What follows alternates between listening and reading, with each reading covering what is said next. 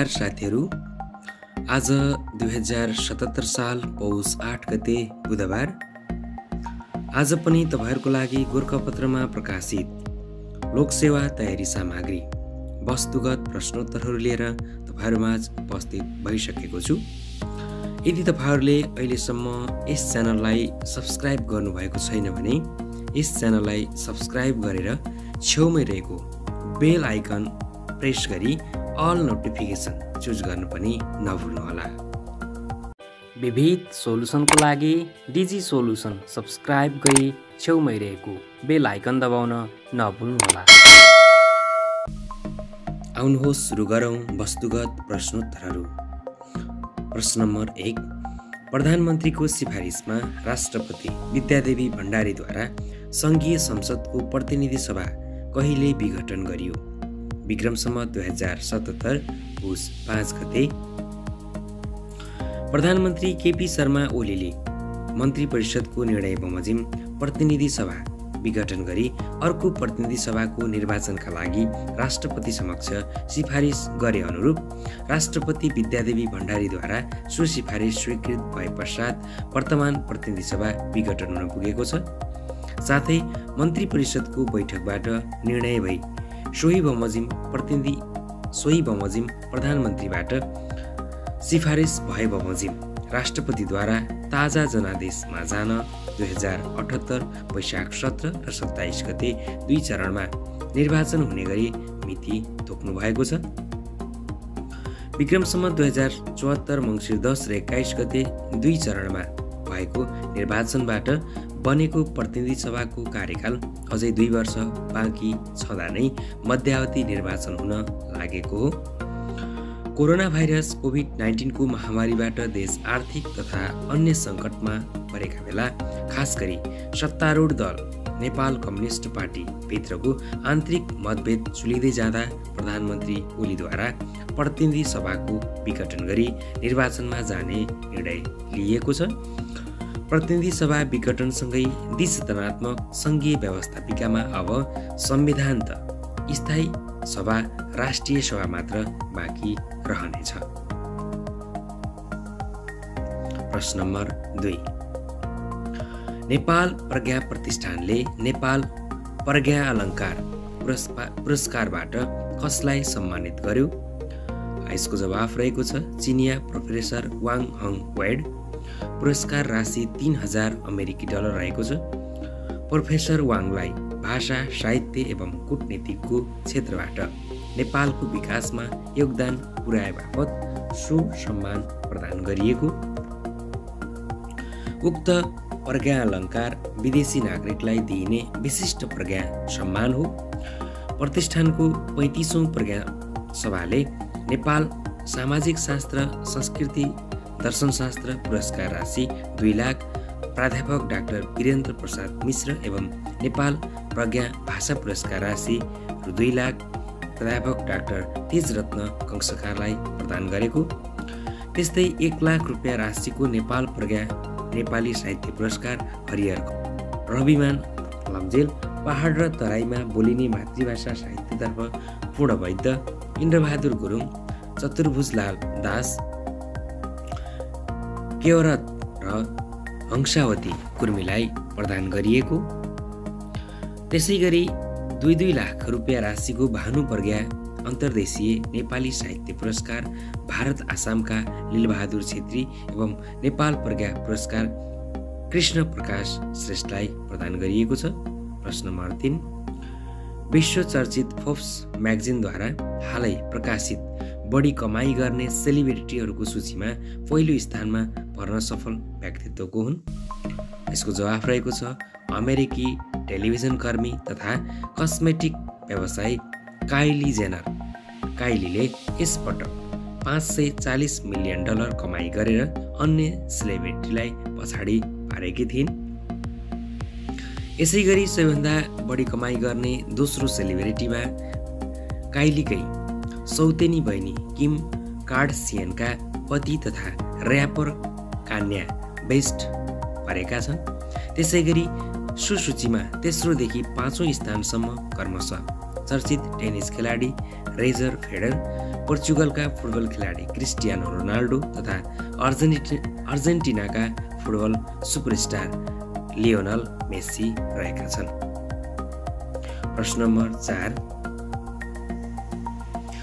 4 यस प्रकार छ। संयुक्त राष्ट्रसङ्घीय विकास कार्यक्रमले सन् 2020 डिसेम्बर 16 मा सार्वजनिक विश्वव्यापी मानव विकास सूचकाङ्क प्रतिवेदन 2020 अनुसार नेपाल कतिौं स्थानमा रहेको छ? यसको जवाफ रहेको छ 142औं। यसअघि सन् 2018 मा नेपाल 147औं स्थानमा रहेको थियो। प्रतिवेदन अनुसार नेपालको मानव विकास सूचक 0.62602 पुगेको छ। अघिल्लो वर्ष यो सूचक 0.59 थियो। तर राष्ट्रिय योजना आयोग र UNDP-कै सहकार्यमा 2077 मङ्सिर 28 गते सार्वजनिक नेपाल मानव विकास सूचकाङ्क प्रतिवेदनले भने नेपालको सूचक 0.587 मात्र देखाएको थियो।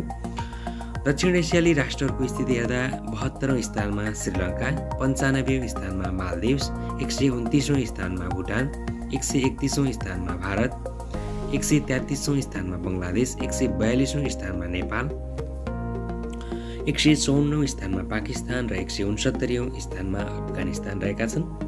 प्रतिवेदनमा 189 देश समेटिएका प्रतिवेदन अनुसार नेपालको औसत आयु 70 वर्ष 8 महिना पुगेको, विद्यालय बिताउने समय 12 वर्ष 8 महिना रहेको।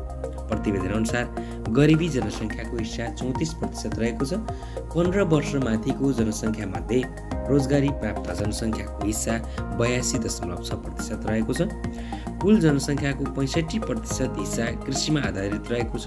त्यस्तै सेवा क्षेत्रमा संलग्न कुल राष्ट्रिय आम्दानीको आधारमा प्रति व्यक्ति आम्दानी $3,457 पुगेको छ। प्रश्न नम्बर 5 राष्ट्र बैंकका अनुसार व्यक्तिगत आवधिक कर्जामा कति अवधिसम्म बैंकहरूले स्थिर ब्याज दर परिवर्तन गर्न नपाउने व्यवस्था गरिएको छ? यसको जवाफ रहेको छ 7 वर्ष। त्यसपछि कर्जा अवधि 5 वर्षमा ब्याज दर परिवर्तन गर्न सकिने व्यवस्था राष्ट्र बैंकले गरेको। प्रश्न नम्बर 6 हिमालय टेलिभिजनबाट प्रसारण हुँदै आएको चर्चित dance reality so dancing with the stars नेपालको बाधी जित्न सफल प्रतिभा को हुन्? सुमी मोक्तान र बिजु पार्की।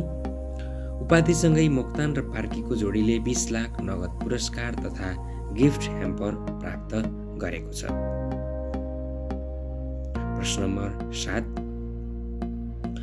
सरकारले राष्ट्रिय जलस्रोत नीति 2077 कहिले सार्वजनिक गरेको हुन्? विक्रम सम्वत 2077 पुष 2 गते। जलस्रोतको बहुआयामिक समन्वयिक एवं दिगो विकास तथा बहुउपयोगबाट आर्थिक समृद्धि र सामाजिक रूपान्तरण गर्ने सोचका साथ राष्ट्रिय जलस्रोत नीति ल्याइएको हो। प्रश्न नम्बर 8 सन् 2020 डिसेम्बरमा ओमानको मस्कटमा भएको ओलम्पिक काउन्सिल अफ एसियाको 39औं साधारण सभाले सन् 2030 को एसियाली खेलकुद प्रतियोगिता कहाँ आयोजना गर्ने भएको छ? कतारको राजधानी दोहामा।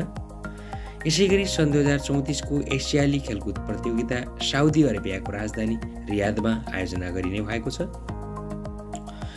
ओसियानको 39औं साधारण सभामा आयोजक राष्ट्र चयन गर्न भएको मतदानमा कतारले सर्वाधिक 27 मत प्राप्त गरेको थियो भने अर्को दावेदार साउदी रियादले 10 मत प्राप्त गरेको थियो।